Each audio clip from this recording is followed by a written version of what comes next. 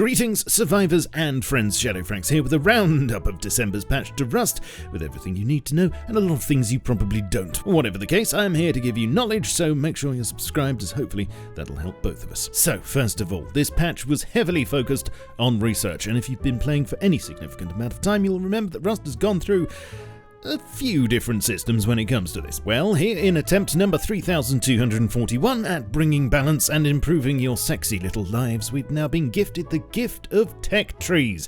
Not exactly a new concept in this type of game, but how does it work here? First of all, 4 bullet points. You still start with a set of default blueprints. You won't find blueprints in loot anymore. Experimenting to unlock random blueprints is gone, but you can still research items as normal through the bench. Okay, so here's how the tech trees work. There are 3 blueprint tiers. Each tier has its own separate tech tree, and each tech tree is tied to a specific bench. This means you can only unlock tier 1 items through the tier 1 bench, tier 2 through the tier 2 bench, and you can guess the rest. This also means that although you can still craft anything at a tier 3, each bench has its own usefulness, and you'll need to make use of the other 2 if you want to unlock everything, although it's not obligatory. The advantages of this new system are hopefully predictability and a clearer route to getting what you want for a set amount of scrap, but without the boringness and total linearity of the old XP system, if you remember back that far. So, simply use one of the benches, this is tier 1, and then open its tech tree. You can zoom in and out with the mouse wheel and scroll around by dragging.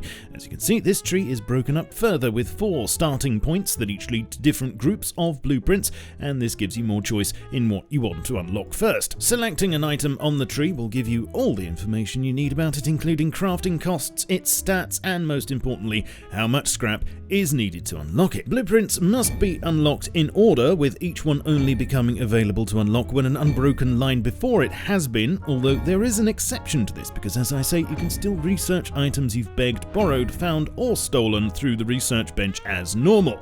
Here's how that works. So, say for instance that I managed to borrow some explosives and research them. I can create a blueprint for those and learn how to craft them as normal. Now let's go to the tier 3 bench and open its tech tree. Here you can see that the explosives blueprint is now unlocked. So that means I can unlock C4 next, right?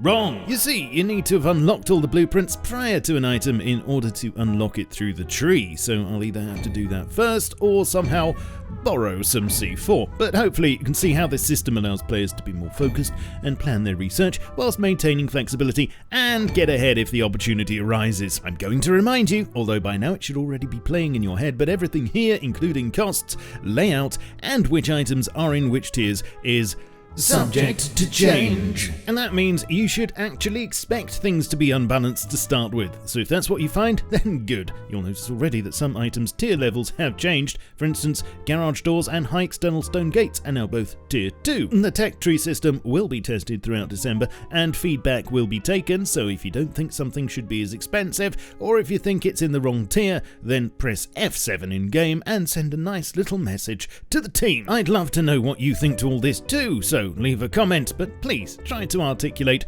why you love or hate a change. Don't just say, tech tree bad, or this is bad for solos. That's not a convincing argument.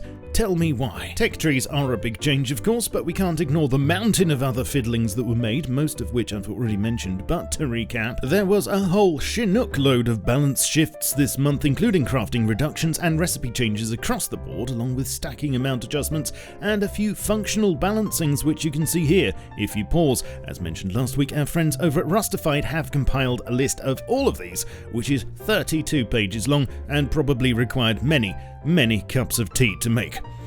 I'll leave a link in the description. Also, as you should know by now, there were a few changes to supply drops. Visually, for one, with an updated model, love it or hate it, which has had the gaps filled properly now, and that thanks to Uncle Helk rewriting its loot table, should contain less junk. Apparently now you're guaranteed to find at least 2 pieces of decent armor, 1 very good, or 2 decent weapons, and no more wood armor, landmines, longswords, or stone spears. Boo-hoo. Bradley and Heli loot rebalancings are next in the firing line, so it seems. Most importantly, however, the supply drop parachute now has wires.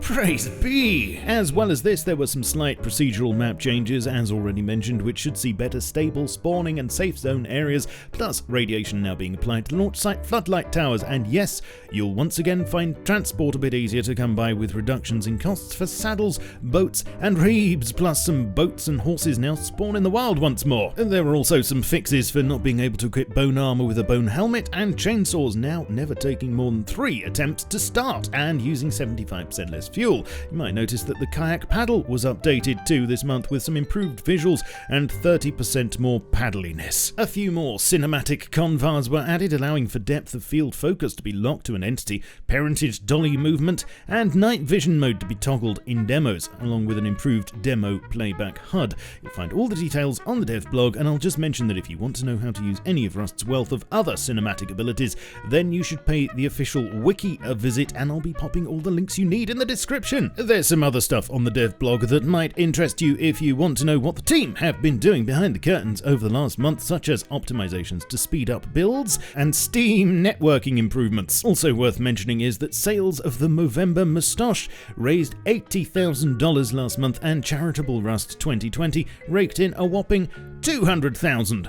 Splendid. In works in progress, the Happis Island rescue is steaming ahead. No more visuals still. Same goes for the work cart. Same also goes for the new AI work that's being done, although this is still just an experiment as far as I know. And lastly, an interesting commit that I'll just leave here. And please feel free to speculate about it in the comments. Please leave a like if you appreciated the vid, and sub to the channel for more of the same and some different things too. Catch me on Twitch for streams, stay up to date with my content on Twitter, Facebook, Discord, and my Steam group, and support the channel by nabbing some merch or becoming a patron like these amazing chaps on the right. Links are all in the pinned comment and description. I shall catch you all soon, but in the meantime, keep calm and stay rusty. And cheerio. This video is powered by AWDIT's producer range of workstation PCs, available now at awdit.co.uk. Wrong!